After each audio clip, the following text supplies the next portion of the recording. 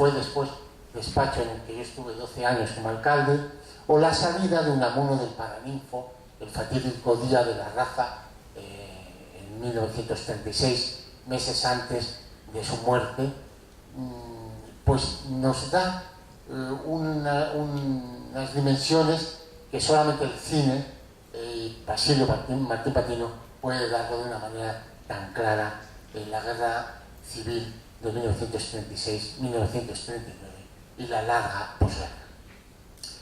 Basilio hace, por lo tanto, es el gran historiador cinematográfico de la historia de España y de la historia de Salamanca, ciudad y provincia. En Espejos en la niebla refleja unos pueblos controlados por caciques que heredaron de sus padres y también heredaron a sí mismo el poder. El caso de José María, de su hermano, era un ideólogo y desde su revista, él dirigió la revista de una de las revistas de su congregación jesuítica y después también la de la Fundación Encuentro, y escribieron en esa revista de la Fundación Encuentro las mejores plumas del pensamiento español. Recoger ahora esta revista es realmente encontrarte con los mejores de España, ¿no? Y estos pensadores del siglo XX y del principio del siglo XXI son los que han puesto, los que fueron poniendo las bases del pensamiento en Ibarra. Por lo tanto, José María y Basilio y José María fueron un tándem de fuerza motriz que pusieron todo su empeño en la construcción de una España democrática, y para eso tengo algunos recuerdos que me gustaría compartir con todos ustedes. Recuerdo a Basilio Martín Patino entusiasmado recogiendo imágenes el 15M y mostrando su admiración ante un movimiento que nacía para combatir un reparto alternativo del poder entre una derecha que siempre lo ha ejecutado como cosa propia y una izquierda que se acostumbró demasiado a pisar moqueta y a despachar los asuntos reclamados por el pueblo desde los despachos y desde los escaños del Congreso de los Diputados, alejándose de la calle y del pueblo. Pues bien, Basilio aportó su mucho saber y entender acumulado durante su vida a interpretar con diagnóstico certero el devenir de la historia de España.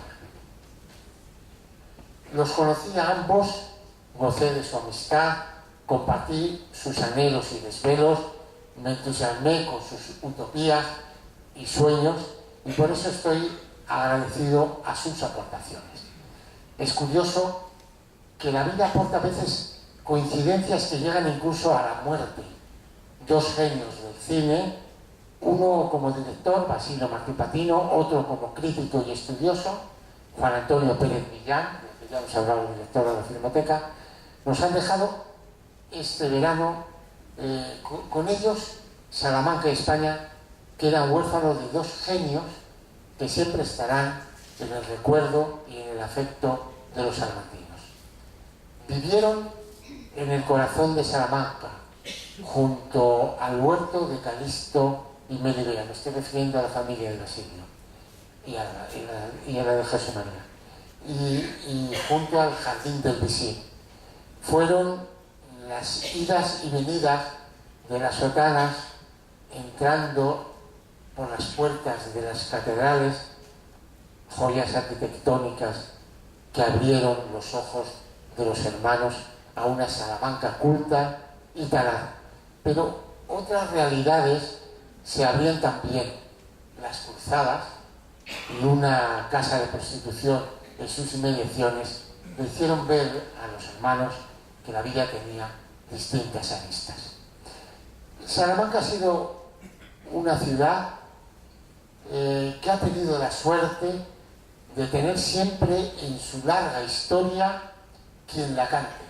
No todas las ciudades tienen esa posibilidad, muy pocas, tenerlas además constantes.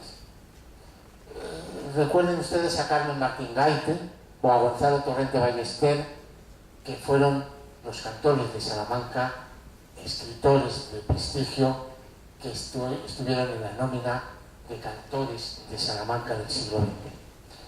Pero también, en el mundo de la imagen, los charros debemos estar orgullosos de Basilio Martín Patino, que con Octavia y 9 cartas a Berta nos puso en el mundo del cinematógrafo con derecho propio.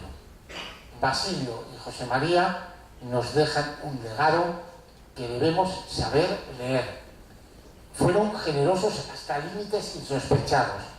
La colección de la que ya hemos hablado aquí, de artilugios para fascinar, que se exhibe en la Filmoteca de Castilla y León, es un ejemplo de lo que nos enseña su enorme desprendimiento. Leer los muchos escritos de José María en la revista que dirigió en la Compañía de Jesús nos aporta la clave. Pudo ser obispo, oportunidades no le faltaron, teniendo él, como he dicho, al cardenal Tarancón como su padrino, pero siguiendo la consigna de San Ignacio renunció a serlo. Ya saben ustedes que los jesuitas tienen por norma no aceptar ningún obispado, cosa que da un poquito de sorpresa, puesto que... Coger otro micro, por favor, coge otro.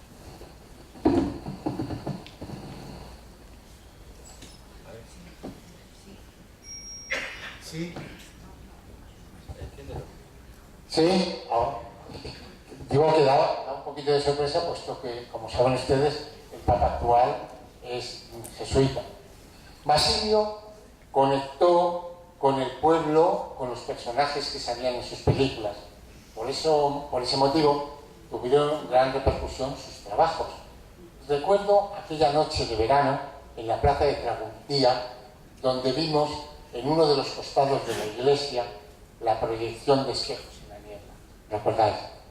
Traguntía, con solo 4 casas habitadas, acogió a 2 centenares de amantes del cine para rememorar personajes como el conde, el terrible conde de Alba de Yeltes o Inés Luna Terrero, sujetos surgidos de la niebla del tiempo que dejaron su impronta en la ciudad y provincia.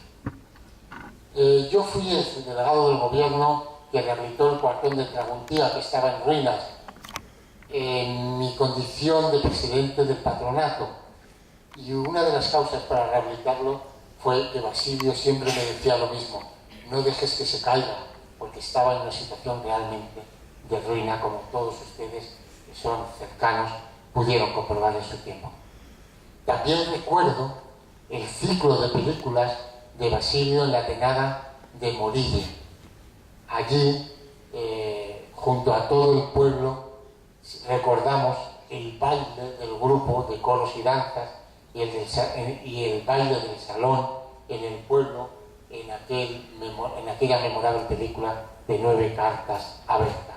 Los morillejos quisieron recordar a Basilio para siempre y dedicaron una de las plazas del pueblo a este hijo de Umbrales. Basilio disfrutaba con las cosas sencillas. El pregón de las ferias de Salamanca desde el balcón consistorial de la Plaza Mayor, en el que la acompañé es una muestra de lo que digo.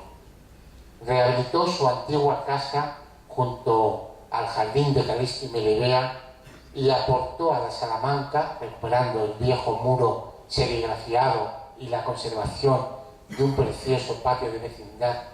Digo que aportó a la Salamanca eterna una de las pequeñas joyas del barrio catedralicio. Los que vamos cumpliendo años vamos a su vez perdiendo las referencias cuando mueren las personas que han ido configurando nuestra biografía. La desaparición de aquellos que nos han influido, y más si han compartido amistad, dejan en orfandad a los que aquí quedamos.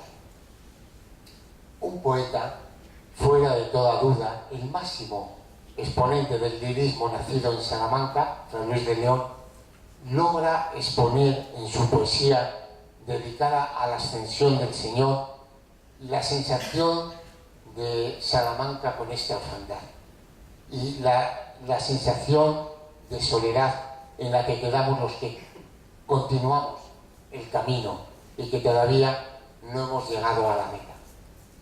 Dice el poeta, y dejas pastor santo, se refiere a Jesucristo para los creyentes, tu grey en este valle hondo, oscuro, y tú, rompiendo el puro aire, te vas al inmortal seguro. Es un reproche que hace de un creyente acusando a Jesús, a Dios, de la soledad en la que deja a los mortales.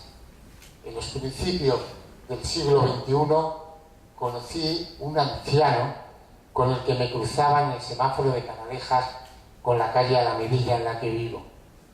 Él debía tener su residencia cerca de la mía. Siempre me saludaba amablemente, dándonos los buenos días, tardes o noches. Uno de esos días ocurrió algo distinto. Se paró y me dijo que quería morirse. Creí que estaba en una fase depresiva e intenté animarle. Me dijo que acababa de enterrar a un íntimo amigo, el último con el que mantenía las conversaciones de un pasado que había desaparecido. Sus hijos le querían, no tenía queja, pese a sus 94 años cumplidos. No tenía enfermedad alguna o achaque por el que quejarse, pero había perdido todas sus referencias. A lo largo de la vida vamos perdiendo a aquellas personas, amigos, familiares, conocidos, que poco a poco nos van dejando una soledad que difícilmente podemos ocupar, esa soledad que hablaba el poeta. Si esas personas son amigos y aportaron sus muchos saberes y conocimientos al progreso de los hombres y de las mujeres de su generación, el vacío se multiplica. Basilio deja en orfandad a las generaciones que disfrutamos de su cine o que despertamos a la utopía con su utopía, cantada de forma y contada de forma magistral. En el Centro de Estudios Salmantinos está hoy de luto. Ha sido un año malo, ha sido un año cruel. Componemos la institución, como he dicho, un centenar de miembros de honor, ordinarios, correspondientes y benefactores.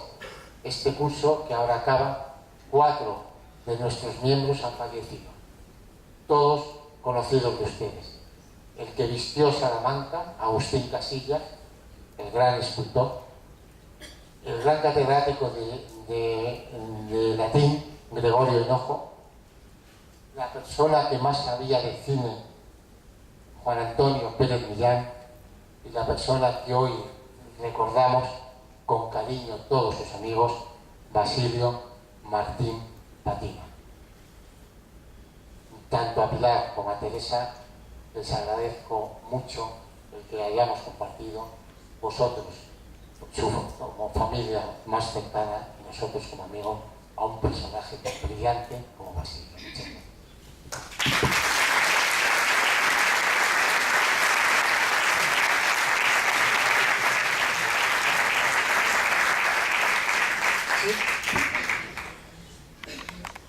Buenas noches. Gracias por haberme invitado a esta mesa, que considero un honor. Considero un honor estar aquí y que nos acompañéis y con Pilar y Teresa y todos sus amigos y familiares. Mi relación con Basilio viene de Espejos en la Niebla. Yo lo que voy a hacer es una trayectoria de la relación que tuve con Basilio a través del libro de Centenares. Yo habré escrito mis recuerdos de Centenares muchos años antes, 25 años antes, para no olvidarlos.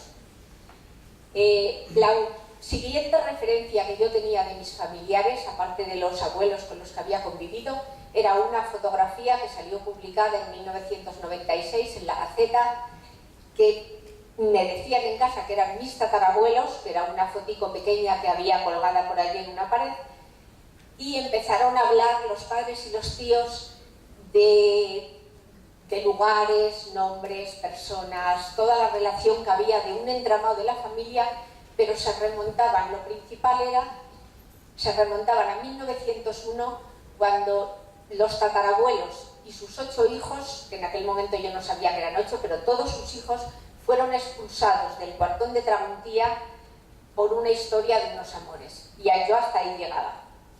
Pero realmente, cuando yo empecé a interesarme por la historia, fue a finales de 2001 que leí una nota en prensa que Basilio Martín Patino estaba rodando en el cuartón de Traguntía, Octavia, que era la decadencia de una familia terrateniente, y ahí me saltó la chispa porque digo, ¿de qué me suena eso de Traguntía? Y recordé que mi abuelo, muchos años antes, cuando era ya muy mayor, me decía, hija, llévame a Traguntía. Entonces ahí me saltó algo que estuve durante un año hasta que se estrenó la película pensando si yo cuando viera la película encontraría imágenes de lo que había vivido mi familia o encontraría alguna referencia a mi familia. En 2002 se estrenó Octavia, fui al estreno en Madrid y llevaba una carta preparada para Basilio, a quien no conocía, la que era una carta muy breve en la que le comentaba lo que me había llamado la atención de Octavia, lo que había rememorado con ella, pero sobre todo era una simple frase que le decía, mis antepasados fueron renteros del cuartón de Traguntía y fueron desahuciados por los amores de la niña de la casa, de la hija de los dueños, por los amores con uno de los jóvenes de la familia. Y aparte de eso, mi tío abuelo había sido niñero de la bebé. La bebé la paseaban de pequeña en un carrito de mimbre tirado por un macho cabrío y mi tío abuelo era el niñero que tiraba del carrito. Junto a eso le enviaba 10 páginas de mis recuerdos de Centenares, lo que yo recordaba de lo que había vivido de pequeña. Como no estaba en el estreno, me la llevé a casa y al año, tardé un año en enviársela, se la envié a la Filmoteca de Castilla y León, yo no sabía dónde vivía Basilio, y de la Filmoteca se la enviaron a su casa a Madrid. Basilio me llamó prácticamente de inmediato por teléfono, sí que le habían gustado los recuerdos, pero sobre todo me acribillaba preguntas. Pero, ¿qué pasó con esas familias que salieron del cuartón? ¿Por qué fueron a parar a Centenares? Yo no tenía ni idea, yo no sabía contestar a ninguna pregunta porque yo no conocía nada. Y entonces él me tiraba, pero no vas a averiguar más, tira por algún lado. El caso es que me impactó tanto que una persona a la que yo consideraba, que yo conocía la obra de Basilio, que una persona como él se interesara con unas palabras de una persona como yo, anónima completamente, me llamó tanto la atención que inmediatamente dije, yo me voy a preguntar lo mismo que se pregunta él. Entonces me lancé a averiguar la historia de mi familia. Durante un año el relato se fue consolidando gracias a la firme creencia de Basilio en una historia que yo apenas intuía. Yo no tenía idea, Basilio iba por delante de eso. O sea, Basilio con una frase iba ya, había avanzado kilómetros, ya sabía lo que quería. Yo no sabía ni lo que quería buscar. Durante ese tiempo yo le escribía cartas contándole a los familiares que iba encontrando, las fotos que me iban llegando y unos libritos que hacíamos, unas maquetitas caseras en casa de libros y le iba enviando libritos de cómo iba avanzando esa historia. Y Basilio me llamaba por teléfono para comentar, para contrastar ideas y siempre con nuevas preguntas. Y entonces yo ya seguía tirando del carro, porque era inmediatamente que yo le mandaba algo, él tenía 4 preguntas más sobre las que yo ya creía que tenía todo. No le conocí personalmente hasta un año después, en diciembre de 2004. Y le vi tan metido en la historia, estaba tan entusiasmado con aquello que a mí me resultaba absolutamente sorprendente, que le pedí que me escribiera el prólogo para el libro. Un atrevimiento total, atrevimiento entre otras cosas, aparte de ser Basilio, es porque en aquel momento no teníamos ni idea cómo se iba a publicar el libro, pero Basilio dijo tan rápidamente que sí, que yo me tiré al carro con él y me entusiasmé lo mismo, ¿no? Hubo una cosa que me dijo, que luego afortunadamente no cumplió, que me dijo: qué pena no haber conocido yo antes esta historia, pero yo ya no voy a hacer más películas. Por suerte sabéis que el 15M le aprovechó esa gran oportunidad y realizó Libre Te Quiero. Basilio no quería escribir el prólogo del libro, aunque tenía todo en su cabeza, porque sabía exactamente lo que quería. No quería escribir el prólogo del libro sin conocer Centenares. Viajamos a Centenares un 15 de mayo de 2005, otro 15 de mayo para él, y un 15 de mayo que era fiesta, que el Umbrales era la feria. Fue un día absolutamente mágico. Cuando llegamos no quería que tocáramos nada. Estaba ensimismado con todo, no quería que quitáramos las telarañas de las puertas, nada, que no tocáramos, era todo, para él era todo una maravilla. Paseamos por Centenares, paseamos por el campo, vimos la ermita y estaba tan entusiasmado que no quería regresar. En realidad yo creo que había vuelto a sus orígenes. Entonces decidió que hiciéramos una vuelta por San Felices de los Gallegos.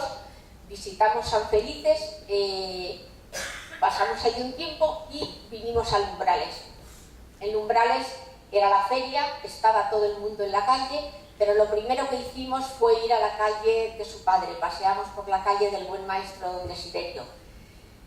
Y luego recorrimos la feria y se mezcló con la gente, se divirtió, le saludaron, fue un día absolutamente fantástico. En mayo de 2006 recibí el prólogo de Basilio, un año después. Me dio un vuelco leerlo porque había trascendido la historia de la que yo no había logrado salir. Para mí era mi historia, para Basilio era una historia colectiva, era la historia que él tenía en la cabeza la que quería hacer.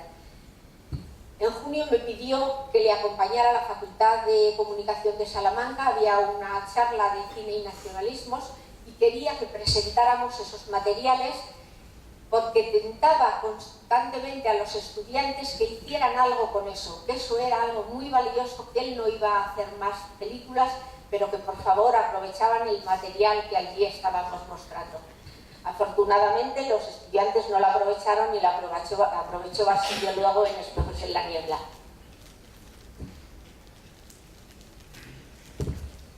Yo ni por un momento pensé que la historia iría más allá del libro, que lo publicó en diciembre de 2006 en la obra social Cajaduero, pero yo estaba entusiasmada ya por lo que habíamos conseguido con el libro. No, ahí ya sí que yo salí un poco de lo que era la historia de mi familia, porque estaba el prólogo de Basilio, que era lo que daba la absoluta solidez al libro y lo que situaba en el contexto de lo que luego fue Espejos en la Niebla. Antes de rodar en enero de 2008, bueno, porque esto fue en diciembre de 2006, en diciembre de 2007, había pasado un año, me llama Basilio por teléfono diciendo que el Círculo de Bellas Artes tenía pendiente una exposición con él y que quería hacer una exposición con los materiales que habíamos manejado en el libro, parte de esa exposición, que si me parecía bien, como podéis imaginar, no tenía palabras, ¿no? Antes de rodar, en enero de 2008, quiso que hiciéramos un último viaje a Centenares, antes de hacer el rodaje. Nos acompañó Nacho Francia, al que yo conocí por Basilio. Yo conocí antes a Basilio, me presentó a Nacho, y en ese viaje nos acompañó Nacho. Me indicó que íbamos a tener 3 días para rodar y que fuera contactando con las personas que yo considerara de Villavieja, Lumbrales, Escuernavacas, ¿qué más? Bueno, los de Tramuntía y Centenares, que era sobre lo que íbamos a hacer el rodaje. Como era costumbre en Basilio, no había plan, no había guión previsto.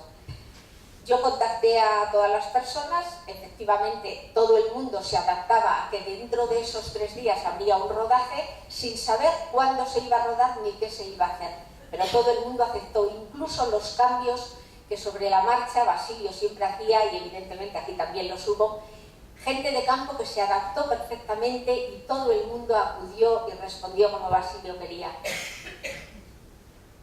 Ahí fue donde comprobé que desde que recibió mis primeras noticias, él iba creando y situando en el contexto social de la época lo que estos 4 años después pudo realizar en Espejos, donde nos mostraba la brillante capacidad que tenía Basilio de pensar con imágenes.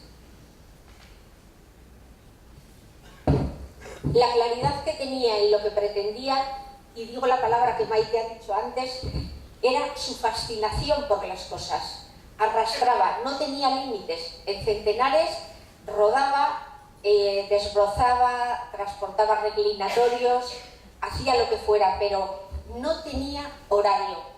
Empezábamos a rodar o a trabajar, lo que fuera, y no tenía límites, fuera el rodaje o fuera luego la composición de materiales. Hace años, Diego Galán definía su singularidad así: Patino siempre me ha parecido un misterio fascinante del cine español, siendo como es el más original e imprevisible de cuantos se dedican a la elaboración de películas, tiene un comportamiento personal tan discreto, tan aparentemente inofensivo, que resulta difícil relacionarle con las revulsivas y sorprendentes películas que realiza. Y acabo esta presentación con las palabras del propio Basilio sobre la proyección que luego veréis, Espejos en la niebla, donde él dice: es el espejo que nos liga a los recuerdos empañado con niebla, porque así concibo la memoria, un ámbito de imágenes en la niebla de la memoria puestas en movimiento. Muchas gracias a todos y espero que disfrutéis.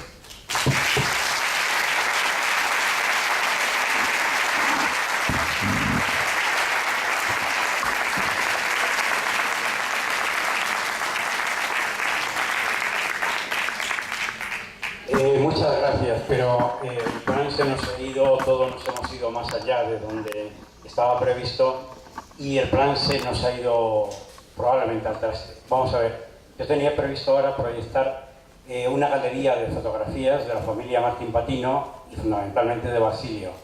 Eso nos metería, incluso yendo un poco rápido, en un cuarto de hora. Después hay una proyección de escenas de cada una de las películas de Basilio.